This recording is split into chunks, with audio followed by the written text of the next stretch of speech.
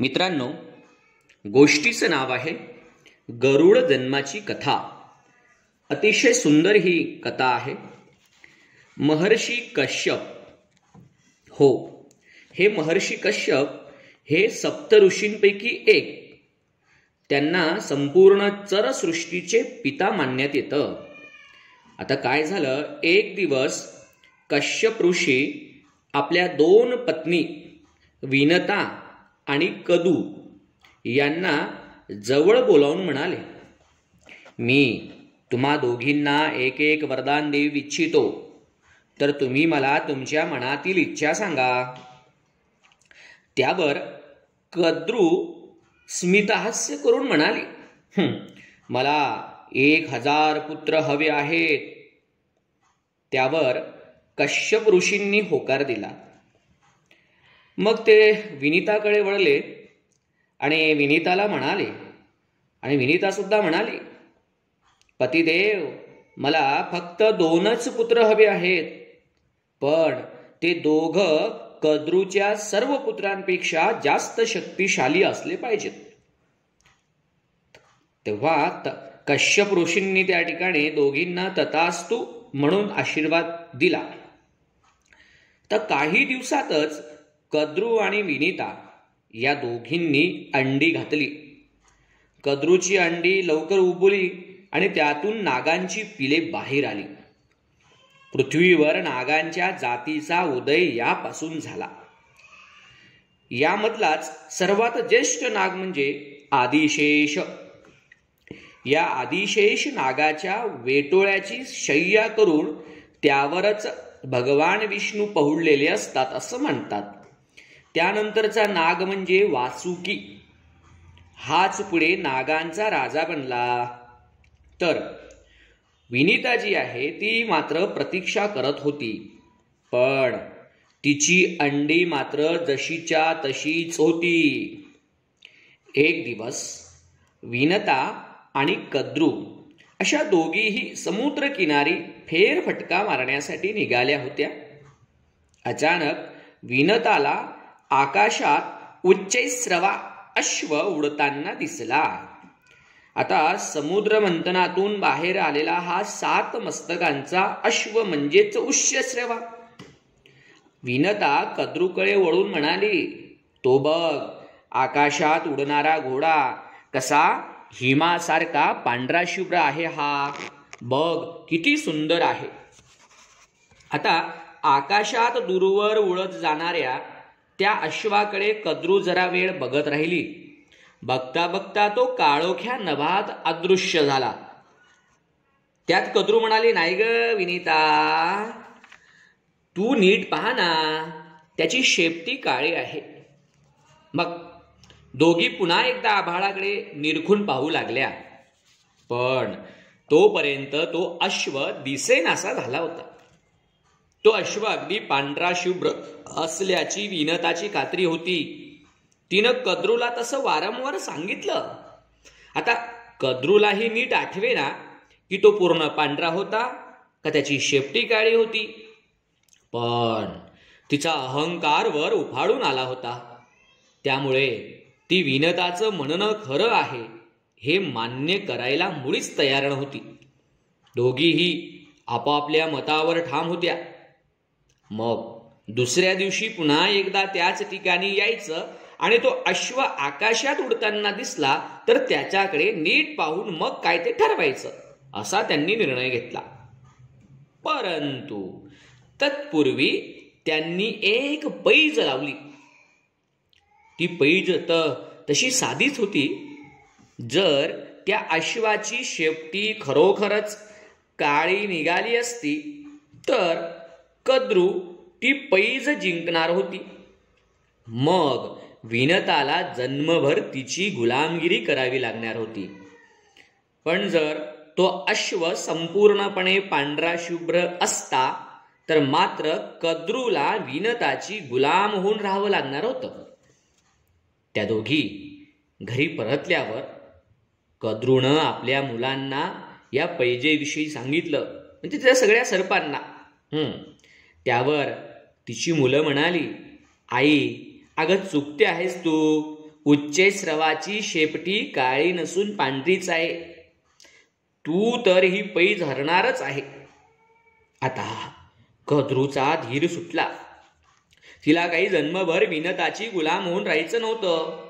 मग ती तिच्या मुलांना म्हणाली, तुम्ही आपल्या आईला मदत नाही का करणार? हे पहा, तुम्ही सर्प आहात. तुमच्यातल्या काहींनी जाऊन त्या उच्चैःस्रवाच्या शेपटीला विळखा घातला तर ती शेपटी दुरून काळीच दिसेल ना. विनता क्षणभरच त्या अश्वाकडे रोखून बघेल. तेवढा वेळच फक्त तुम्हाला त्याच्या शेपटीला विळखा घालून बसावं लागेल. एकदा मी आणि विनता त्या अश्वाकडे पाहून तिथून परत निघालो की त्यानंतर तुम्हाला परत तिथून निघून जाता येईल. हे पहा, कुठल्याही परिस्थितीत ही पैज हरणं मला परवडणार नाही. पण आई, ही शुद्ध फसवणूक आहे ग. असा खोटेपणा करून कुणाला फसवणं मुळीच योग्य नाही. तूच तर आम्हाला नेहमी सत्याची कास धरून वागायला, न्याय मार्गाने जगायला शिकवलंस ना. मुलं तिला विरोध करतच या ठिकाणी म्हणत आहे. पण जन्मभर विनताची गुलाम होऊन राहण्याची कल्पना कद्रूला अगदी असह्य झाली होती. कद्रू आता निराशेनं आणि संतापानं रडू लागली. तुम्हा मुलांच्या या हट्टापायी मी आता जन्मभर तिची गुलामगिरी करणार. ठीक आहे, तुमची काही आपल्या आईचं रक्षण करण्याची इच्छा दिसत नाही. त्यामुळे मी सुद्धा तुम्हाला शाप देत आहे. एका मोठ्या सर्पयज्ञात तुम्हा सर्वांचा विनाश होईल. कद्रूची ही शापवाणी पुढे खरी झाली. हस्तिनापूर नगरीत राजा जन्मेजयाच्या राज्यात त्यानं आपल्या पित्याचा मृत्यूचा सूड घेण्यासाठी एक मोठा सर्पयज्ञ केला व त्यात अनेक सर्पांची आहुती दिली. जन्मेजय हा परीक्षितीचा वारस आणि पांडवांमधील अर्जुनाचा नातू होता. तिच्या सर्व पुत्रांपैकी फक्त एक सर्प तिच्या मदतीला धावून आला. त्याचं नाव होतं कर्कोटक. दुसऱ्या दिवशी ठरल्याप्रमाणे विनता आणि कद्रू समुद्रकिनारी गेल्या. तो उच्चैःस्रवा आकाशात आनंदानं विहार करत होता. पण या खेपेस त्याची शेपटी काळी दिसत होती. कद्रू आणि विनता या दोघींनीही ते दृश्य नीट निरखून पाहिलं. यामध्ये काही काळे बैर असेल अशी विनताला शंका सुद्धा आली नाही हो. आपण पैज हरल्याचं मान्य करून ती कद्रूची गुलाम बनवून राहू लागली. कद्रू म्हणाली, माझे सर्व पुत्र एक दिवस मृत्युमुखी पडणार आहेत. त्यांना पुन्हा जीवित केलं तरच तुझी या गुलामगिरीतून मुक्तता होईल. पण तसं होईपर्यंत तुला माझी गुलाम म्हणून राहावं लागेल. आता अशी कित्येक वर्ष गेली, पण अजूनही विनताची अंडी जशीच्या तशीच होती. बरं, कद्रूची गुलामगिरी करून ती अगदी निराश झाली होती. एक दिवस तिचा संयम सुटला. तिनं धीर करून त्यातलं एक अंड बोटांनी अलगद दाबून ते फोडलं. त्यानंतर एक धक्कादायक गोष्ट घडली. त्या अंड्यातून एक देखणा मुलगा बाहेर आला, पण त्याच्या पायांची अजिबात वाढ झालेली नव्हती. आई, तो मुलगा विषादानं म्हणाला, अगं आई, या अंड्यांचा भंग करण्याची एवढी घाई तू का केलीस? अगं, चांगल्या गोष्टीसाठी नेहमी धीर धरावा लागतो. तुझ्या या उतावीळपणाची केवढी मोठी किंमत मला मोजावी लागत आहे. मला तर पायच नाही. आता मी ते अमृत तुला कसं आणून देऊ ग? विनता दुःख वेगानं रडत म्हणाली, बाळा, माझ्या हातून घडलेल्या चुकीची शिक्षा तुला भोगावी लागते आहे. मला क्षमा कर. पण तू कुठे निघालास? तू असा कुठेही जाऊ नको. तुझी काळजी कोण घेणार? मी इथे तुझी काळजी घेईन. नाही आई, मला आता निघायलाच हवं. मी आता सूर्यदेवाच्या रथाचा सारथी होईन. मी त्याचा 7 घोड्यांचा रथ सांभाळीन आणि पहाटेपासून संध्याकाळपर्यंत त्याचं सारथ्य करीन. हे काम माझ्यासाठी योग्य ठरेल, कारण सारथ्य करताना पायांचा वापर करावा लागत नाही. बाळा, तू मला परत कधी भेटशील रे? विनता काकुळतीनं येऊन म्हणाली. आपलं बाळ लगेचच आपल्यापासून दूर जाणार या कल्पनेनं ती व्याकुळ झाली होती ना. आई, अगं तू तर मला रोजच सकाळी पाहू शकशील. लोक मला अरुण म्हणून ओळखतील. मी रोज सूर्यदेवांच्या बरोबरच तर असेन. पण आता पुढच्या वेळी मात्र अशी अधीरता दाखवू नकोस. संयमानं वाग. जेवढी प्रतीक्षा करावी लागेल तेवढी कर. तुला दुसरा मुलगा होईल, तोच तुझी या गुलामगिरीतून मुक्तता करेल. त्यानंतर अरुण आपल्या मातेला तिथेच सोडून स्वतःचं नशीब आजमावण्यासाठी निघाला आणि सूर्याचा सारथी बनला. त्यामुळेच सूर्योदयाला अरुणोदय असंही म्हणतात. अरुणोदय याचा अर्थ अरुणाचं आगमन. या घटनेनंतर दुसऱ्या अंड्याची विनतानं डोळ्यात तेल घालून काळजी घेतली. आधी तिच्या हातून जी महाभयंकर चूक झाली होती, त्यामुळे पुढचं अंड घाईनं भंग करण्याची तिची इच्छा नव्हती. तिचं मन अपराधी भावनेनं भरून गेलं होतं. त्यानंतरही अनेक महिने आणि वर्ष लोटली. अखेर एक दिवस ते अंड फुटून त्यातून एक मानव बाहेर आला. त्याचा चेहरा पक्ष्याचा होता आणि त्याला बळकट असे पंख होते. बरं, आई, आई, मी आलो. तो म्हणाला. तू धीरानं माझ्या येण्याची प्रतीक्षा केलीस, मोठा संयम दाखवलास. त्यामुळे माझी व्यवस्थित वाढ झाली. माझ्या पंखांमध्ये बळ आलं. आता मी कुठेही भरारी घेऊ शकतो. मी बलाढ्य असा गरुड आहे. मी भगवान विष्णू व त्यांची पत्नी लक्ष्मी देवी यांचं प्रमुख वाहन बनणार आहे. मी तुझी या गुलामगिरीतून मुक्तता करेन, असं मी तुला आश्वासन देतो. एवढं बोलून त्यानं आपले पंख पसरून आकाशात उंच भरारी घेतली. त्याची आई जमिनीवर त्याच्याकडे अभिमानाकडे पाहत राहिली.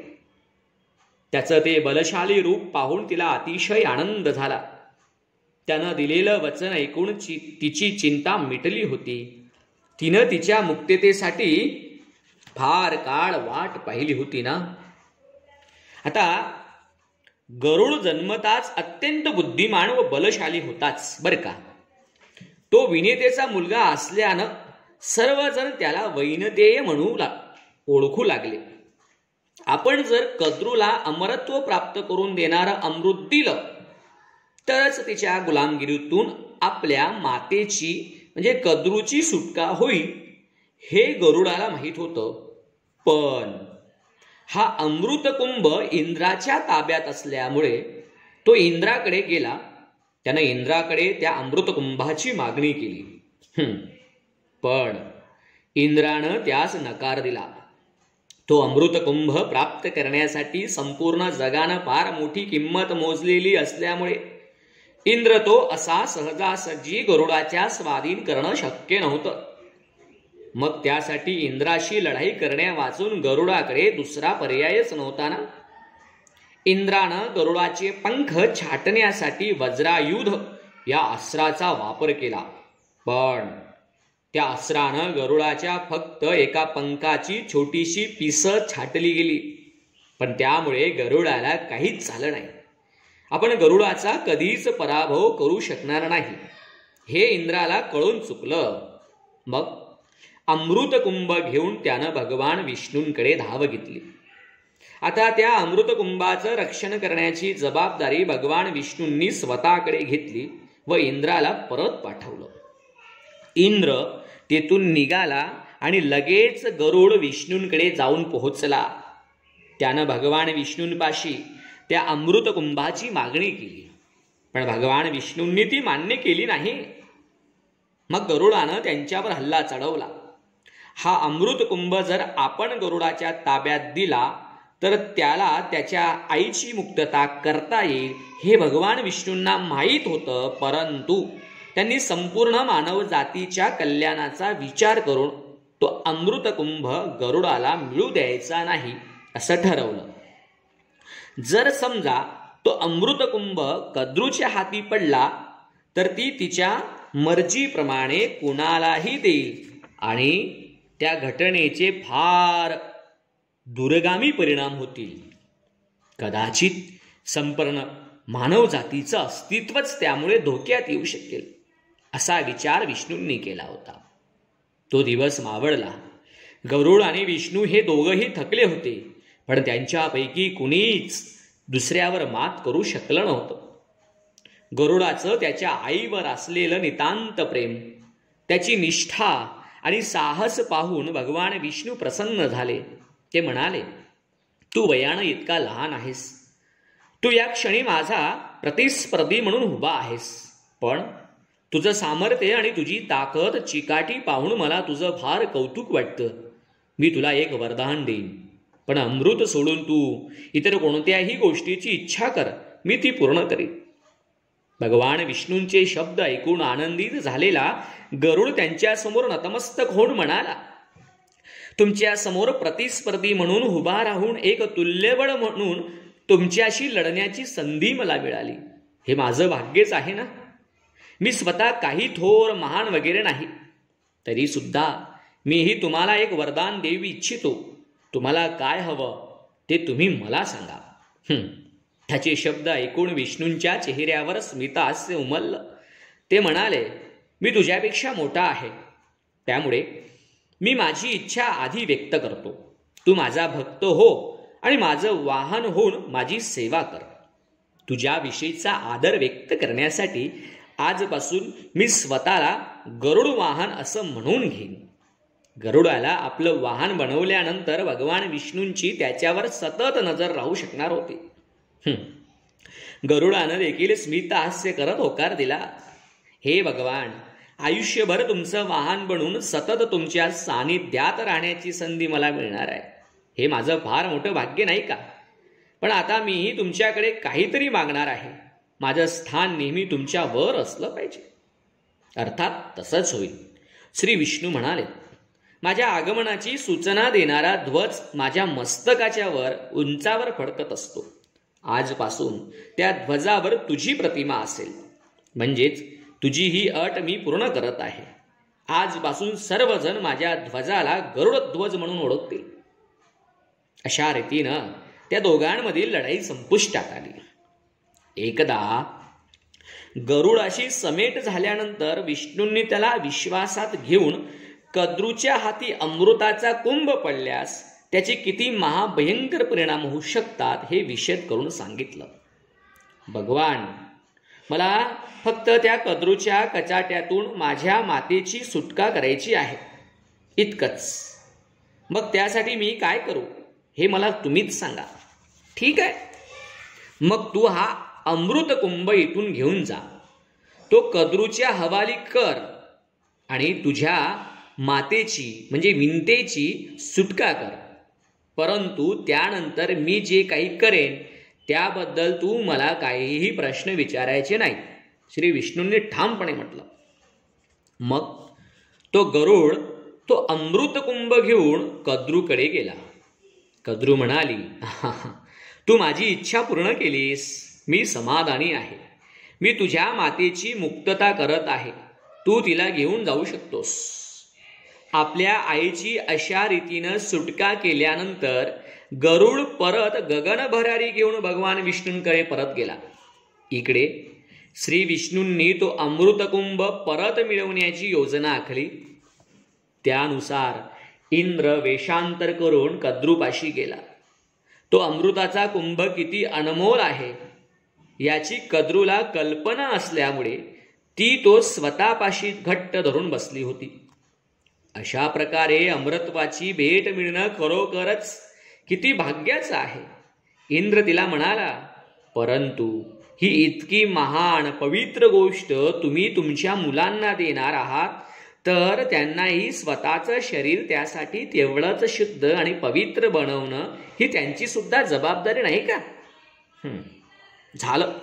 त्या अमृताची प्राप्ती झाल्यामुळे कद्रू आणि अगदी हरकूनच गेली ना. तिनं आपल्या मुलांना बोलावून घेतलं. ती म्हणाली, सर्वांनी माझ्यासोबत नदीवर स्नानासाठी चला. मग ती त्यांना घेऊन नदीकडे गेली. या संधीचा फायदा घेऊन तो अमृताचा कुंभ उचलून इंद्र परत देवलोकी निघाला. पण त्या गडबडीत त्यातील म्हणजे त्या अमृताचे काही थेंब कद्रूच्या घराबाहेर पडलेल्या गवताच्या ढिगावर सांडले. कद्रूच्या मुलांपैकी काही सर्प घाईघाईनं स्नान आटपून अमृत प्राशनासाठी घराकडे पळतले. पाहतात तर तो काय, तो अमृत कुंभ तिथे नव्हताच. पण त्यांना त्या गवताच्या ढिगावर काही अमृताचे थेंब पडलेले दिसले. आपले भाऊ जे इतर भाऊ आहेत ते परत येण्यापूर्वी त्यांनी ती घाईघाईनं आपल्या जिभेने ते थेंब चाटून घेतले. पण ते गवत वाढलेलं असल्यामुळे ती तृणपाती धारदार होती. ते सर्प अमृताचे थेंब चाटत असताना त्यांची जीभ मधोमध कापली गेली. तिचे 2 भाग झाले. अशा ज्या सर्पांना अमृताचे थेंब चाटायला मिळाले होते तेवढेच सर्प वाचले. त्यामुळे आजच्या जगात आपल्याला जे सर्प पाहायला मिळतात त्यांची जीभ दुभंगलेली असते असं म्हणतात. आणि म्हणून अशा पद्धतीने गरुडाचा हा जन्म या ठिकाणी झालेला आहे.